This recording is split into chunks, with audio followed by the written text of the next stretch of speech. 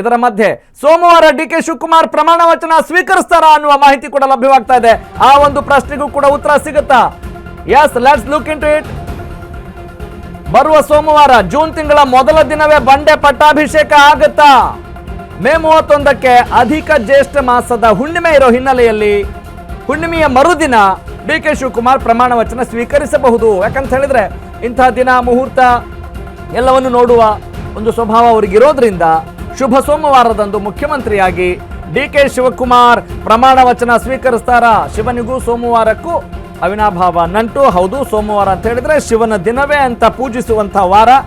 ಹಾಗಾಗಿ ಅಜ್ಜಯ್ಯ ಅಂದ್ರೆ ನೊಣವಿನಕೆರೆ ಅಜ್ಜಯ್ಯ ಸೂಚಿಸಿದ ದಿನದಂದೇ ಡಿಕೆ ಶಿವಕುಮಾರ್ ಪ್ರಮಾಣ ವಚನ ಸ್ವೀಕರಿಸ್ತಾರ?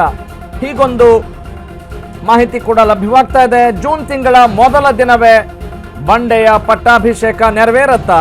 ಮೇ 31ಕ್ಕೆ ಅಧಿಕ ಜ್ಯೇಷ್ಠ ಮಾಸದ ಹುಣ್ಣಿಮೆ ಇರುವ ಹಿನ್ನೆಲೆಯಲ್ಲಿ ಹುಣ್ಣಿಮೆಯ ಮರುದಿನ ಡಿಕೆ ಶಿವಕುಮಾರ್ ಪ್ರಮಾಣ ವಚನ ಸ್ವೀಕರಿಸ್ತಾರ? ಪ್ರಮಾಣ ವಚನ ಸಮಾರಂಭಕ್ಕೆ ಎಲ್ಲ ಸಿದ್ಧತೆಗಳು ಮಾನಸಿಕವಾಗಿ ಖಂಡಿತವಾಗ್ಲೂ ನಡೆದಿರುತ್ತವೆ. ಆದರೆ ಈಗ ವಾಸ್ತವದಲ್ಲಿ ಬಹಿರಂಗವಾಗಿ in reality it has to be manifested. ಶಿವನಿಗೂ ಸೋಮವಾರಕ್ಕೂ ಅವಿನಾಭಾವ ನಂಟಿರೋದ್ರಿಂದ ನೊಣವಿನಕೆರೆ ಅಜ್ಜಯ್ಯನ ಅಣತಿಯಂತೆ ಅಥವಾ ಅವರ ಆಶೀರ್ವಾದದಂತೆ ಅವರ ಸೂಚನೆಯಂತೆ ಅದೇ ದಿನ ಡಿಕೆ ಶಿವಕುಮಾರ್ ಪ್ರಮಾಣ ವಚನ ಸ್ವೀಕರಿಸಬಹುದು ಅನ್ನುವ ಮಾಹಿತಿ ಕೂಡ ಈಗ ಲಭ್ಯವಾಗ್ತಾ ಇದೆ. ಒಟ್ನಲ್ಲಿ ಗಜಪ್ರಸವ ಅಂತ ಹೇಳಿದ್ರೂ ಕೂಡ ಬಹುಶಃ ಆಶ್ಚರ್ಯ ಆಗ್ಲಿಕ್ಕಿಲ್ಲ. ಗಜಪ್ರಸವ ಇನ್ನೂ ಆಗಿಲ್ಲ, ಆಗತ್ತೆ ಅನ್ನುವ ಮಾಹಿತಿ ಖಚಿತವಾಗ್ತಾ ಇದೆ. ಸಿದ್ದರಾಮಯ್ಯನವರು ನಿಜಕ್ಕೂ ಕೂಡ ಅಂದ್ರೆ ಈಗ ಸುದೀರ್ಘ ಅವಧಿಯ ಮುಖ್ಯಮಂತ್ರಿ ಅನ್ನುವ ಪಟ್ಟವನ್ನು ಅಲಂಕರಿಸಿ ಇನ್ನಷ್ಟು ದಿನಗಳ ಕಾಲ ನಾನು ಮುಖ್ಯಮಂತ್ರಿ ಆಗಬೇಕಿತ್ತು ಅನ್ನುವ ಆಸೆಗೆ ಪೂರಕವಾಗಿ ಪರ್ಯಾಯವಾಗಿ ಯಾವ ರೀತಿ ಅವರು ಪ್ಲಾನ್ ಮಾಡ್ತಾರೆ, ಯಾವ ರೀತಿ ಈಗಾಗಲೇ ಹೈಕಮಾಂಡ್ಗೆ ತಮ್ಮ ಸಮ್ಮತಿಯನ್ನು ಸೂಚಿಸಿದ್ದಾರೆ. ಬಹುಶಃ ನೀವು ಹೇಳಿದ ತಕ್ಷಣ ನಾನು ಇಳಿದ್ಬಿಡ್ತೀನಿ ಅಂತ ಹೇಳದೆ ಅದರ ಜೊತೆಗೆ ಬೇರೆ ಕಂಡೀಷನ್ಸ್ಗಳನ್ನು ಹಾಕಿರ್ತಾರೆ. ಯಾಕಂತ ಹೇಳಿದ್ರೆ ಈಗ ಬಣ ರಾಜಕೀಯ ಒಣ ರಾಜಕೀಯ ಅವರ ಅಭಿಮಾನಿಗಳು ಬೆಂಬಲಿಗರು ಅಂತ ಒಂದು ಯಾವುದೇ ಆಡಳಿತ ನಡೆಸುವಾಗಲೂ ಕೂಡ ಪ್ರಬಲ ನಾಯಕರಿಗೆ ಇದ್ದೇ ಇರ್ತಾರೆ ಅನ್ನೋದು ಖಚಿತ, ಅದು ವಾಸ್ತವ. ಯಾವುದೇ ಪಕ್ಷ ಇದ್ರೂ ಕೂಡ ಹಾಗಿದ್ದೇ ಇರುತ್ತೆ. ದೊಡ್ಡ ಪಕ್ಷ ಇರುವಾಗ ದೊಡ್ಡ ನಾಯಕರು ಇರುವಾಗ ಅವರ ಬೆಂಬಲಿಗರು ಅಭಿಮಾನಿಗಳು ಇದ್ದೇ ಇರ್ತಾರೆ.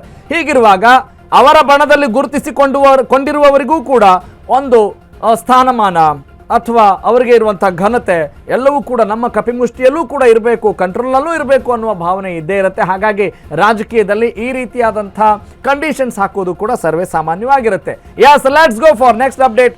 ಎಲ್ಲಿ ಪ್ರಮಾಣ ವಚನ ಸ್ವೀಕರಿಸ್ತಾರೆ ಡಿಕೆ ಶಿವಕುಮಾರ್ ಮುಖ್ಯಮಂತ್ರಿಯಾದ ದಿನ? ಡಿಕೆ ಶಿವಕುಮಾರ್ ಮುಂದಿದೆ 3 ಆಯ್ಕೆಗಳು. ವಿಧಾನಸೌಧದ ಮೆಟ್ಟಿಲು ಆಯ್ಕೆ 1, option 2 Raj Bhavan. S, let's go for option 3 ಆಯ್ಕೆ 3 ಕಂಠೀರವ ಒಳಾಂಗಣ ಕ್ರೀಡಾಂಗಣ. ಡಿಕೆ ಬಣದ ಪ್ರಮುಖರಿಂದ ಎಲ್ಲಿ ಪದಗ್ರಹಣ ಮಾಡಬೇಕು ಅನ್ನುವ ಚರ್ಚೆ ಕೂಡ ಜೋರಾಗಿದೆ. ಬಹುತೇಕ ವಿಧಾನಸೌಧದ ಮೆಟ್ಟಿಲ ಮೇಲೆಯೇ ಪದಗ್ರಹಣ ಸಮಾರಂಭ ನೆರವೇರಬಹುದು. ಹಾಗಾದ್ರೆ ಪ್ರಮಾಣ ವಚನವನ್ನ ಎಲ್ಲಿ ಸ್ವೀಕರಿಸ್ತಾರೆ ಡಿಕೆ ಶಿವಕುಮಾರ್? ಒಂದು, ಯಾವ ದಿನ ಸ್ವೀಕರಿಸ್ತಾರೆ, ಎಲ್ಲಿ ಸ್ವೀಕರಿಸ್ತಾರೆ ಮತ್ತು ಆ ಪೂರ್ವ ಸಿದ್ಧತೆಗಳು ಹೇಗಿರುತ್ತವೆ ಅನ್ನೋದಕ್ಕೆ ಈಗ ಸದ್ಯಕ್ಕೆ ಎಲ್ಲವೂ ವೇದಿಕೆ ರೆಡಿ ಆದ ಹಾಗೆ ಕಾಣ್ತಾ ಇದೆ ಮಾನಸಿಕವಾಗಿ. ಯಾಕಂತ ಹೇಳಿದ್ರೆ ಅವರಿಗೆ ಒಂದು ನಿನ್ನೆ ಆ ಬಾಡಿ ಲ್ಯಾಂಗ್ವೇಜ್ನ ನೋಡಿದಾಗ, ಡಿ ಕೆ ಶಿವಕುಮಾರ್ ಅವ್ರನ್ನ ಗಮನಿಸಿದಾಗ ಒಂದು ರೀತಿ ಸಂತಸದ ಬಾಡಿ ಲ್ಯಾಂಗ್ವೇಜ್ನ ನಾವು ಗಮನಿಸ್ತಾ ಇದ್ವಿ. ಮತ್ತು ಸಿದ್ದರಾಮಯ್ಯನವ್ರನ್ನ ನೋಡಿದಾಗ ಎಲ್ಲೋ ಒಂದು ಬಹಳ ಗಂಭೀರವಾಗಿ ಆಲೋಚನೆ ಮಾಡ್ತಾ ಇದ್ದಾರೆ. ಅವರ ಅಣತಿಯಂತೆಯೇ ಎಲ್ಲವೂ ನಡೀತಾ ಇದೆ ಅನ್ನೋದು ಇಲ್ಲ ಅನ್ನೋದು ಕೂಡ ಅವರ ಬಾಡಿ ಲ್ಯಾಂಗ್ವೇಜಲ್ಲಿ ಕಾಣಿಸ್ತಾ ಇತ್ತು. ತಾವು ಕೂಡ ಗಮನಿಸಿರ್ತೀರಿ. ಮತ್ತು ಎಲ್ಲಿಯೂ ಕೂಡ ಏನನ್ನೂ ಮಾತನಾಡ್ಲಿಕ್ಕೆ ಮುಂದಾಗಿಲ್ಲ, ಯಾರೂ ಮಾತನಾಡಿಲ್ಲ.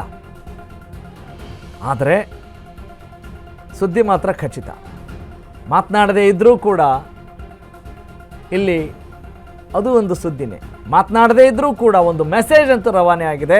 ಸಿದ್ದರಾಮಯ್ಯನವರು ರಾಜೀನಾಮೆ ಕೊಡೋದು ಬಹುತೇಕ ಖಚಿತ. ನಾಳೆ ಅವರು ರಾಜೀನಾಮೆ ಕೊಡಬಹುದು ಮತ್ತು ಅತ್ಯಾಪ್ತರಿಗೆ ಉಪಹಾರ ಕೂಟವನ್ನು ಏರ್ಪಡಿಸಿದ್ದಾರೆ ಅನ್ನೋ ಮಾಹಿತಿ ಕೂಡ ಸಿಗ್ತಾ ಇದೆ.